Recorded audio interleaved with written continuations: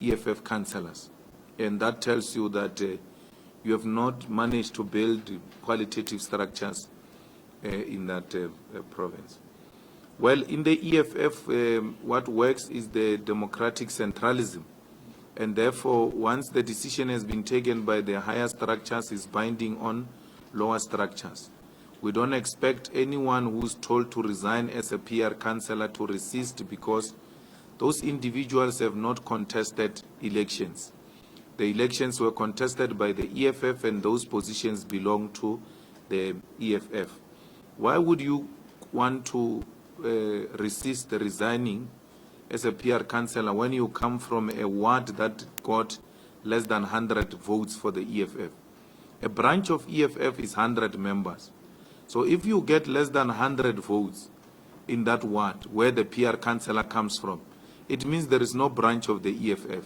So who are you representing when there is no branch of the EFF where you come from? We're not going to reward laziness.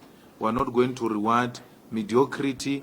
We must be an organization known for hard work, and it starts where you come from.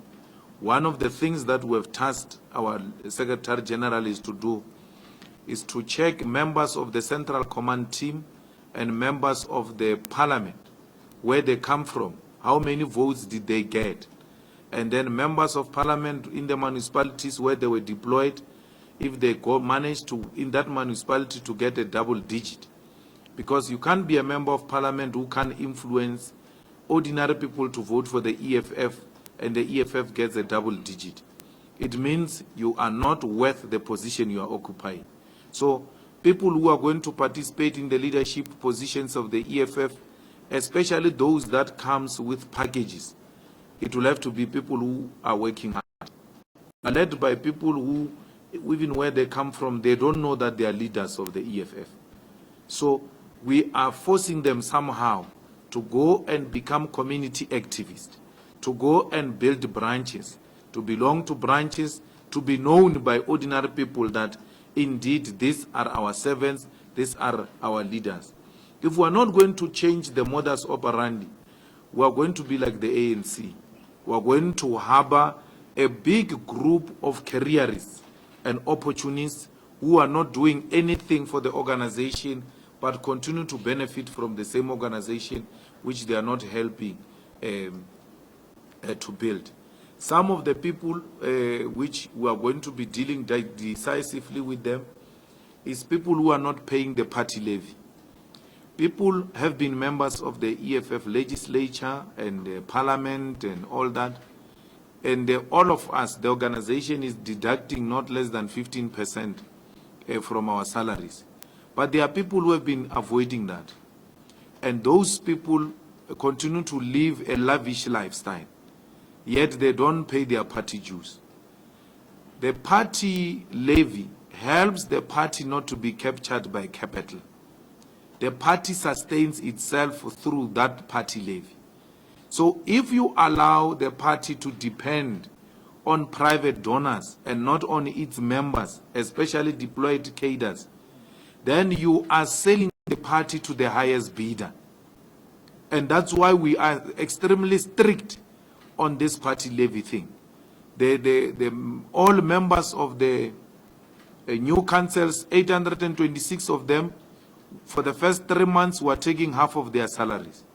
And that money will be used towards repaying the debt which was accumulated during the elections.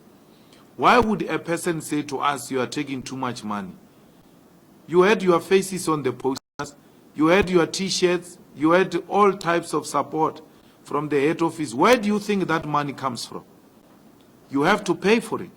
And if you don't pay for it, some white monopoly capital will pay for it and will start telling the EFF how to behave in South Africa and in Parliament. But equally, taking half of these monies from our councillors and from our legislature and MPs, it demonstrates to you, members of the media and the public, that EFF is not funded by anyone. Because there is a narrative that the EFF is funded by London and all those type of things. One salaries and EFF if there is too much money from London. So There is no such a thing. Our party is supported and financed by its own members, and particularly those that are deployed in councils and the legislatures and parliament.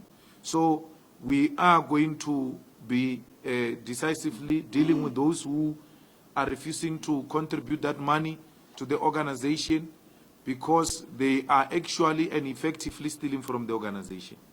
We have so far suspended the provincial secretary of Mpumalanga, because when the party went to deduct the money from his account, he went to the bank and reversed that transaction in an open, clear defiance of the organization. So there are many others like that. The party is still processing them, and towards the end of the week, those who have not complied, their names will be released and how much they are owing to the EFF.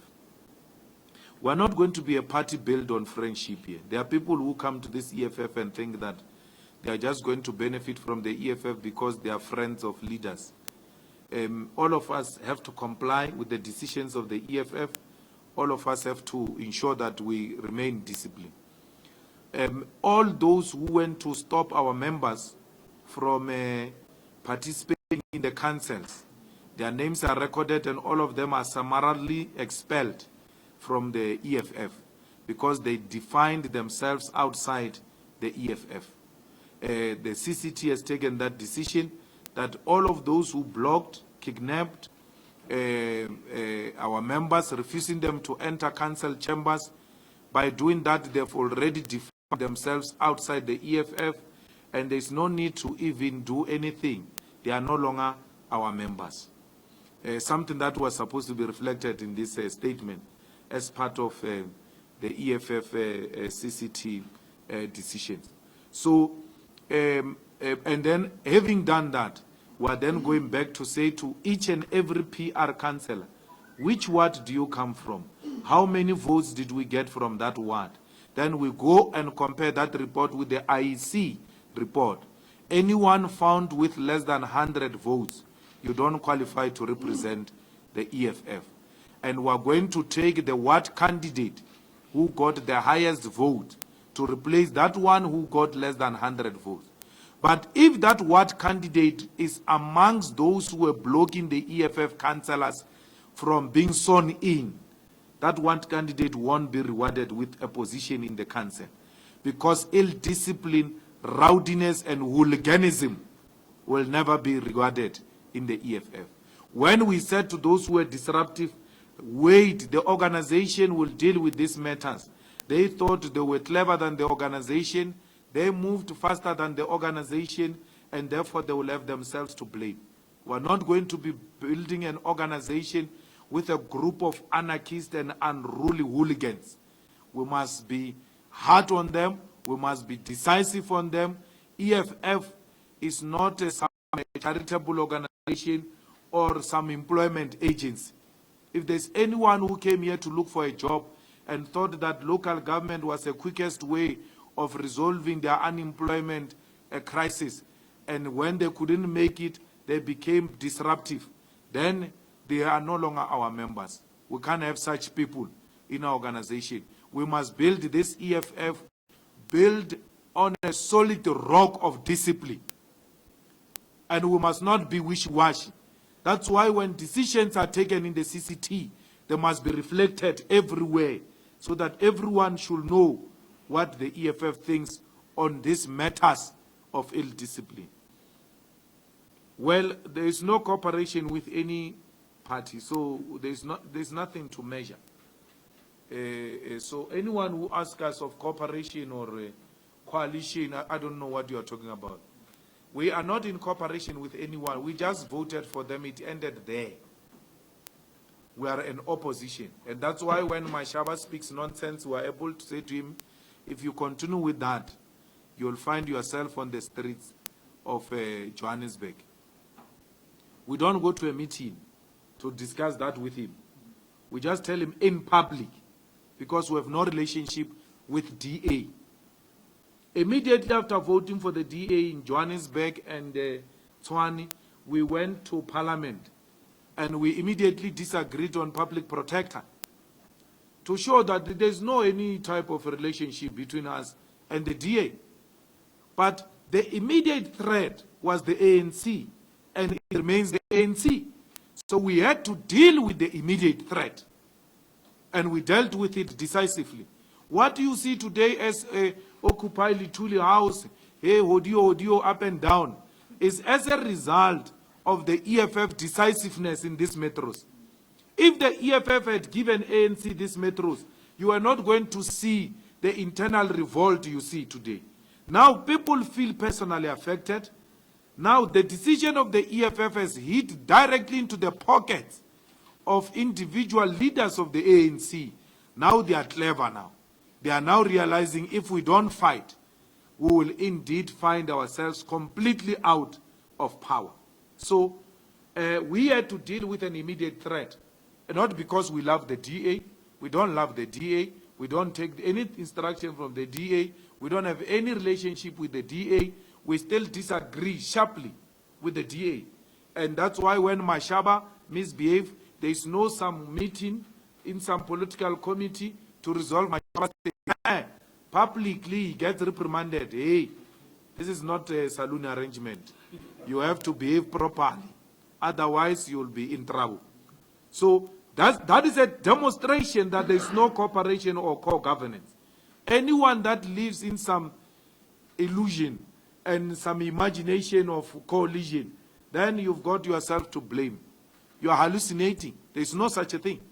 If there was a cooperation or a coalition, when Mashaba misbehaved, that would have been subjected to some underground type of political management and gets resolved there. So that action by the EFF should have told you that indeed there is no any type of cooperation or coalition with the DA, the IFP, or Service Delivery Forum of Rustenburg or Medzima Wolo in Free State. No, we just voted for them to deal with an immediate threat, which was the ANC, and it ended there. And that's how it is going forward. I spoke personally to the SG of the ANC yesterday about the removal of EFF councillors in the councils, and I said to him, it's an unnecessary battle, and we think that the ANC must guide its deployees in those councils. I mean, they will not win that battle. They tried it in Parliament, they tried it here in Gauteng, they tried it in Eastern Cape. It didn't work. So they must stop wanting to appear like they are militant by telling people how they must dress. There is no militancy in that. They are not different from that principal who tells the kids to straighten their hair. It's the same thing. If you don't dress like a European, it means you are not dressed properly. It can't be correct. And it's an unnecessary battle the ANC must actually try to avoid. The ANC must just do away with arrogance. The ANC must start cooperating with other parties and listen to other parties. And stop behaving like they're the most powerful organization in South Africa. They are not. And the indications are very clear. It will be worse for them in 2019. So they must start now to build the relations. They must start now to be humble. They must start now to reach out. And it starts with allowing people to wear what they want to wear in the council. It's not like those people are wearing jeans and tekis and all those type of things that people wear to the social events. They are wearing work suits. That's what our constituency wear when they go to their jobs. And we want our constituency to be seen represented in our councillors and our members of parliament and the legislature. I will allow the chairperson to respond to DP. Don't fold hands. I was wondering if this thing can cut. Yeah, I do. It does. Thank you, President. Look, I just want to say that the ANC is obviously in a state of panic.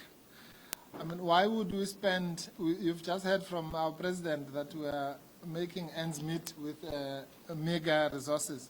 Why would you spend 5 million rand, to kill an organization that's already on its deathbed? An organization that is at war with itself, where every single day this one is condemning this one, the following day the other one who condemned the one is condemned by another one, and it's just complete disarray. So the issue, you see, we have said this before, that there is a scientific way in which liberation movements die. They die the way that the ANC is dying. They start by, using normal propaganda tools, will rule until Jesus comes back and those kinds of things. And then they go into capturing things like that when that fails. Then when that fails, then they go into vote rigging. When that fails, then they go into repression, which is where we are now. We're in a situation where the ANC is preparing itself to be a massive repressive state, which is what it is doing now when its so-called MK soldiers are now assaulting its own members. So all this talk about the EFF president is a CIA agent, Tulima Donsela is a CIA agent, that Limpopo got money from the USA. Those they are preparing for repression, because before you apply repression, you must first illegalize, so to speak, your opponents and make them paint them in a particular way, so that when you take drastic actions against them, the population must say, oh, well, it's understandable. That is what they are doing. Well, we as the EFF, if we want to march to Lutile House, we will march tomorrow. If we want to organize anything against the ANC, we are a lawful organization. Our main focus is to fight the ANC.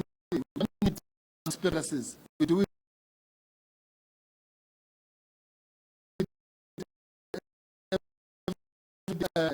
Young man is smoking. And I had never even heard of this chap in Zuza until this morning. So, the ANC must stop looking for scapegoats and third forces and ghosts. The problem is within the ANC, because it has been rejected, not by us, but by the people of South Africa. Thank you. Thank you. Take another round. 5, 1, 2. Let's go with 2. He announced that they were going to actually planning to challenge the VNUs to check this law. Are you going to join in the court application? With regards to the announcement by Mashaba about the privatization of the lab, would the EFF be open to be designed to them being announced in public, or would you rather experience those decisions publicly and then respond to them? Thank you. Well, we're not partaking in anything outside what are the structures of the council. So decisions of the council will be presented before the council, and will participate at that level. So we don't expect Herman Mashaba or anyone to grandstand. They must follow the internal council processes. Herman must not behave like he's got power. He doesn't have any power. So if you go around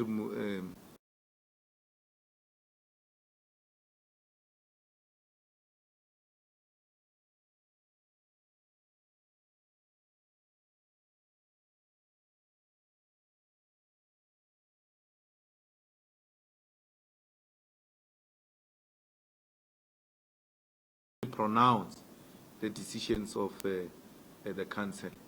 But if you're going to grandstand, you're going to have a problem. You saw that a young man in Tshwane. I told you, the Tshwane mayor, he's just doing his work. He doesn't attempt to become an instant celebrity. No, he's pushing his work, and we're monitoring him. and we're monitoring the PE. And the same way we're monitoring everyone in the executive responsibility, because we're an opposition. That's our work. We must always hold them accountable. We're not joining any DA on any court review, but we're tabling a motion in Parliament to discuss the state of the SAA, because we believe that the SAA is in serious crisis because of Zuma's friend, and we need to rescue that state-owned enterprise. And the EFF will be debating that in Parliament. We actually welcome the initiative by the DA to take the matter to court. We must try everything to stop these criminals. These shenanigans are going on, and we have to find a way of stopping them. I don't understand why would a cabinet still appoint Dudu, even when she failed for such a long time to present financials. That was supposed to be an evidence enough to demonstrate that there is a crisis. And then she now advertised looking for 16 billion from financial institutions. But she doesn't appreciate that the basic requirement is financials. Who's going to give you 16 billion if you can't produce the financials? So she has to, at some point, release those financials. And we know what Dudu is up to in that SAA, and we know the areas where she's going to try and steal, and we have put our ears and our eyes there, and we'll expose her at an appropriate moment. But she's up to no good. She's up to stealing, and they are together with the president to render that institution dysfunctional. Any more questions? Done. Oh, okay. Just your response to Minister Zwane's statement on Friday, which we didn't see laid out the cabinet resolution about a black inquiry flag, and then subsequently presidency and everyone else dismisses as well. What do you make of that? I mean, what's going on there? Well, we started with KB Mapaswe, who admitted that he lied about Ronnie Cassars.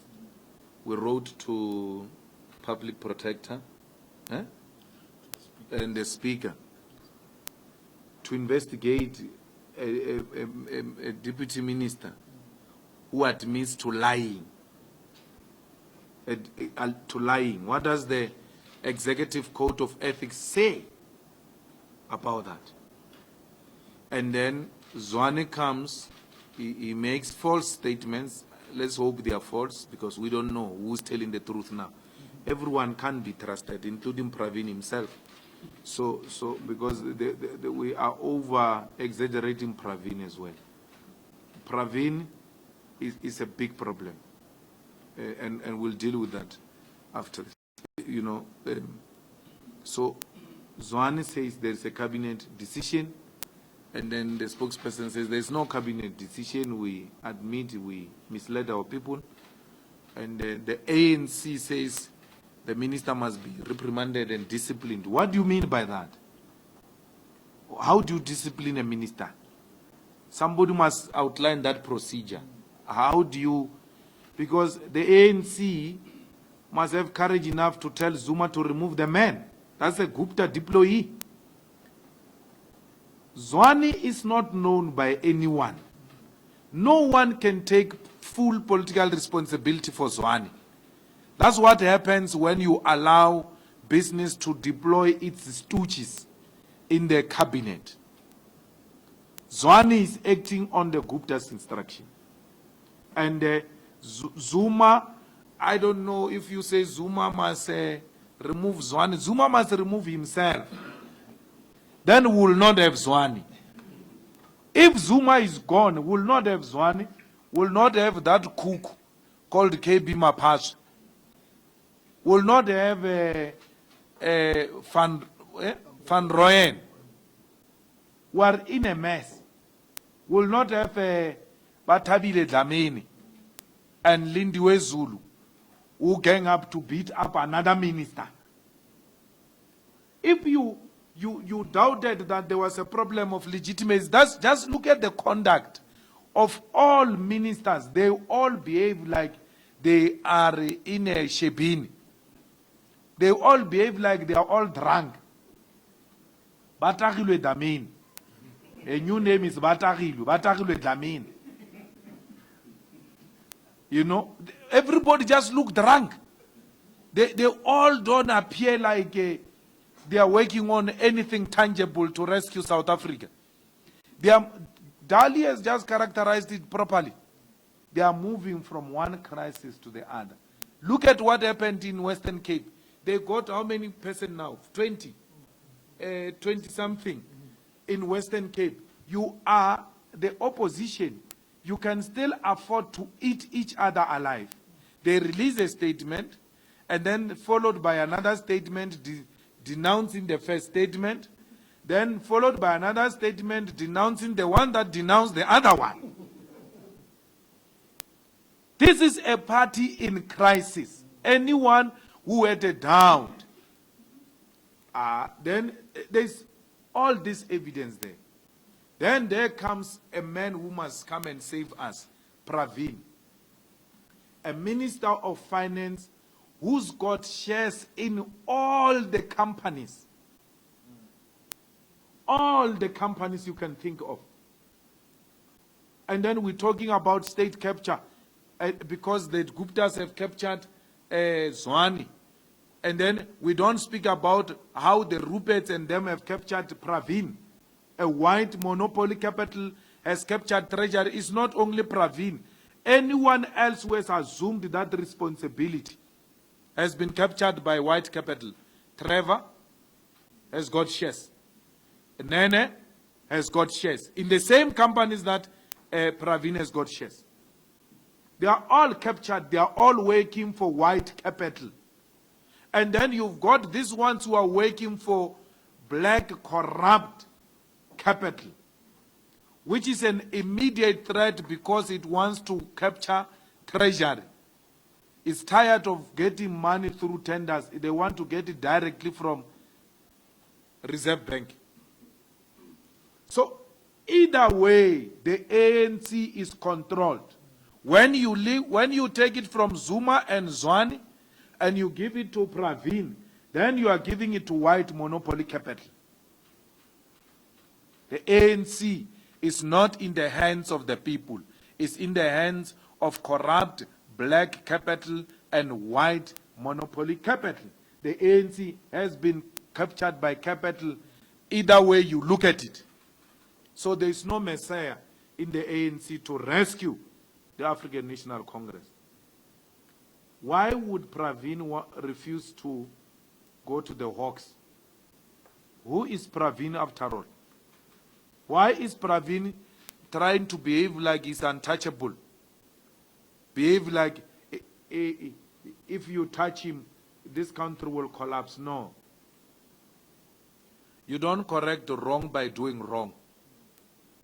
Pravin must subject himself to the Hawks.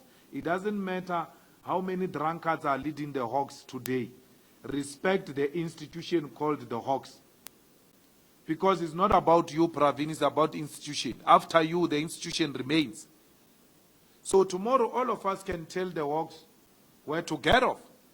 Because we learned from Pravin. People say, no, there is no law which was compelling him and all that. It's not about the law.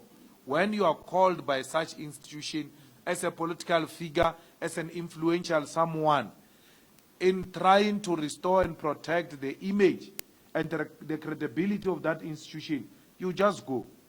And then go and tell them inside the offices there, show me the law which gives you power to call me here. They will not show it to you, and then you say thank you. But you create and you teach South Africans that when you are called, be scared and respond.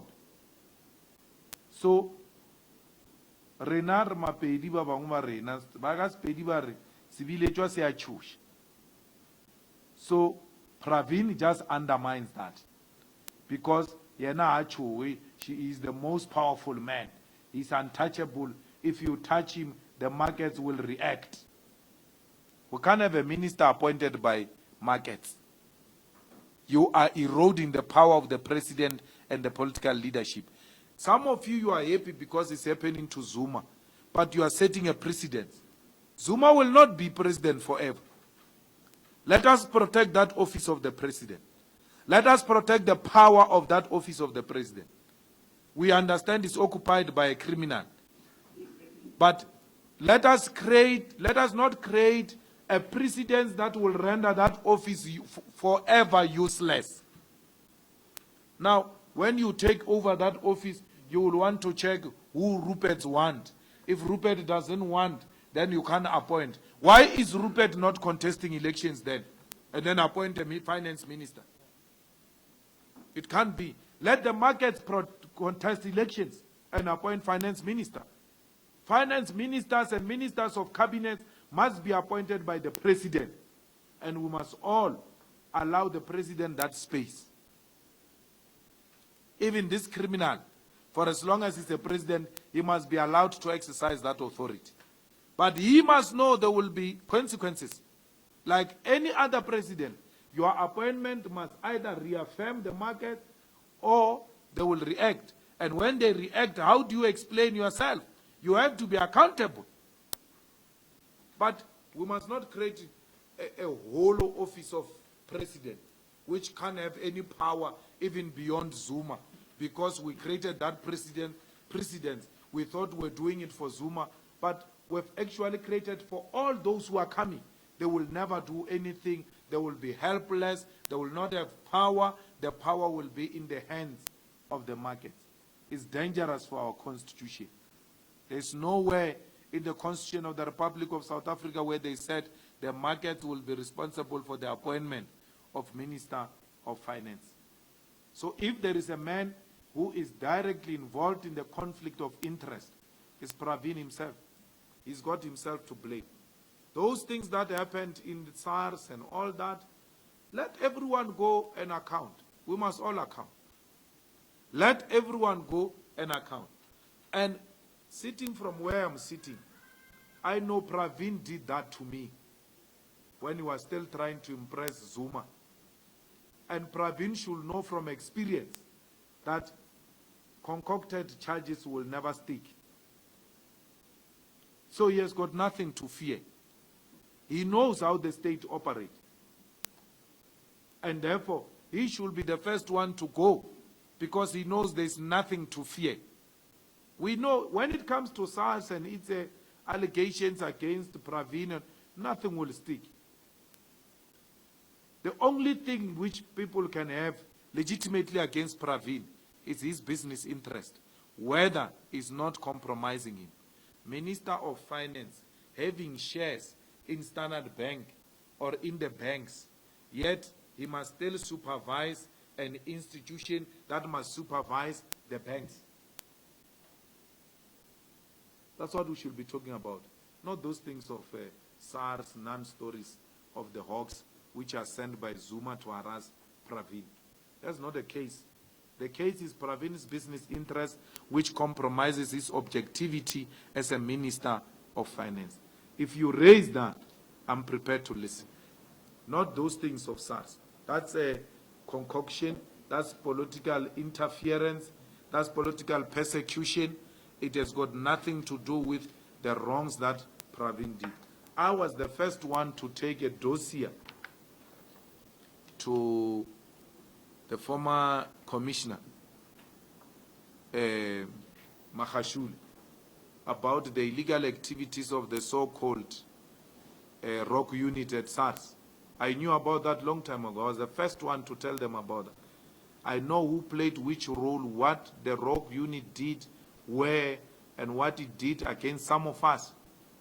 But you are not going to use those personal fights we had with them to mobilize us into a fight which is politically motivated to delegitimize Pravin so that you can steal our money at the reserve bank.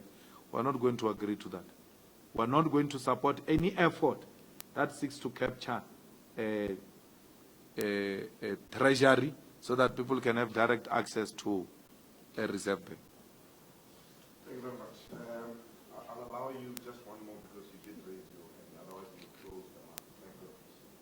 I just wanted to ask whether you would commend these young people in the ANC who have decided to go and march to the heart, and whether you think there is a chance of saving the ANC with members such as those. No.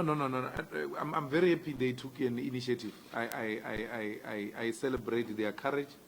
And even when they saw that rented mob of so-called MKMVA, those Nyaope delinquents who were fed the hunger the whole night and alcohol to go and beat up those people there today, still the young people were courageous enough to go.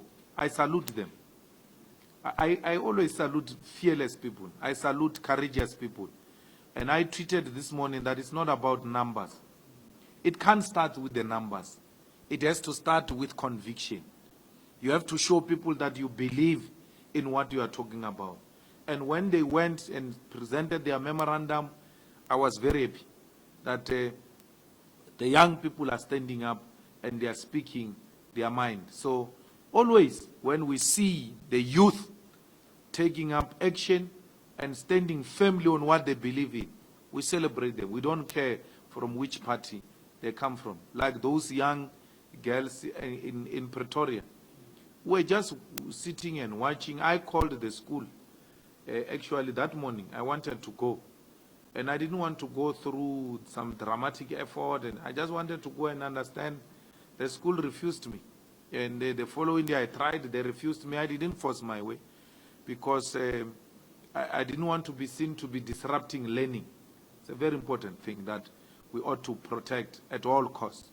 But I was happy when the girls stood up. And they exposed many of you at your workplaces, where the eNCA journalists, we were told not to wear a duku, and you succumbed.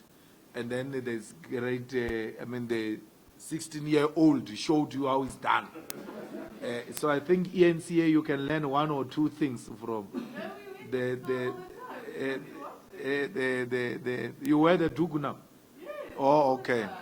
So the young girls are showing the workers all over South Africa that you must not hesitate. You must stand up and fight, especially when things are wrong and unconstitutional. So every time we see the youth, we're very happy that we are influencing them. Remember, it's the EFF influence, by the way. There's no any other thing. It's EFF influence. When you sit alone, you all appreciate in your own space that it is the EFF that teaches fearlessness. And we're happy that we continue to influence that. We're happy that the ANC cowards are beginning to learn one or two things from the EFF. And from some of us who were there as well in the ANC. That thing of Occupy Lithuli, we did it during the Youth League DC. And there was no MK drunkard there. If there was any drunkard that came that time, would have taught them a lesson. They knew they were not going to cut. They can go now and prevent people from doing what we did. We did that without any drunkard claiming to be MK coming to prevent us. They had no chance. They were not going to do it if we're still there. They can do it with these comrades because they know that maybe they're few and all that. I mean, why would Dali give people 5 million? We organize, if we want to occupy Lithuli House, we can do it.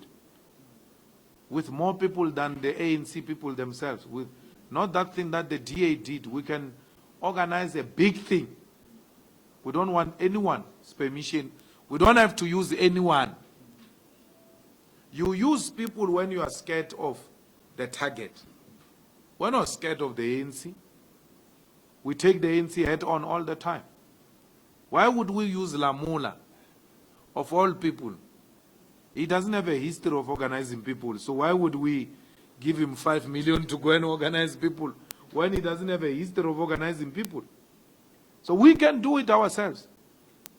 But we are happy that Lamula and his people went. And we hope that They will attract more numbers. They must not get tired. I mean, if they genuinely believe in what they are doing, they shouldn't get tired. They will be tired if they don't believe in it. It will take long. It's not an easy thing. We told you we'll remove Zuma as a president. And we're not going to sleep until Zuma is removed. We try everything. Every opportunity we get, we try to remove Zuma. So we welcome those who are joining the struggle to remove this criminal. That's why when we win elections and then there is a hung municipality, we try to use it to remove Zuma. Every little thing we get, we will do it to remove Zuma from office. And we will remove Zuma from office. And with Zuma's removal from office, still the ANC won't recover. Don't be misled. It's not about Zuma. The ANC has lost its credibility and legitimacy as a liberation movement. And it will never recover from that. It will never recover from that. So those of you who are still in the ANC, you are wasting time. You are wasting time. It will not come back. It's going in the direction of all former liberation movements in Africa. The same direction they all travel. The ANC is traveling in the same direction. All of us who are under investigation, they are looking for, every time you speak, they look for a piece of legislation they can persecute you with. Because they can't falter your political arguments. So they use institutional power to suppress dissent. We are permanently under investigation. We are permanently being pursued by state institutions. Because the liberation movement has become irrelevant. So it uses suppression as a way of gaining ground and remaining relevant in the South African body politics. So it's done. What is happening there is just a rot continuing. There's nothing that is going to rescue it. Zwane says this, Zizi says this, Blade says this, Zokwane, Tulasi, Batabile, and then Guedes comes and says, everyone must shut up now, no one must speak. Batabile speaks immediately after they said they must not speak. So it's a mess. The center is not holding. The center has collapsed. And there's no, who's going to rescue the ANC? Because Zuma's lineup is Nkosazana president, D.D. Mabuza, deputy president, Ace Magashule, secretary general. Is that what is going to rescue the ANC? And Nkosazana depends on the mood of Zuma. If Zuma still feels he can stand, then Nkosazana will not stand. Therefore, the lineup is Zuma third term, D.D. deputy, Ace Magashule secretary general. And then maybe there will be Supra somewhere there as national chairperson and all that. That is the future of the ANC, what I'm talking about. If you think, even those who call for early conference, what will be the outcome of that conference? And will that outcome rescue the ANC? The answer is no. The future of South Africa is in the hands of the EFF. This is where South Africa should look to for solution. Not those shenanigans you see there. And then when you go into the other side, is Cyril Ramaphosa. And then Gwede Mantashe. Really? Gwede, Deputy President of South Africa. With Marikana Architecture as President of South Africa. So there's no rescue in this country by the ANC. The solution is in this party which is growing steadily, nicely. We're building it from the ground.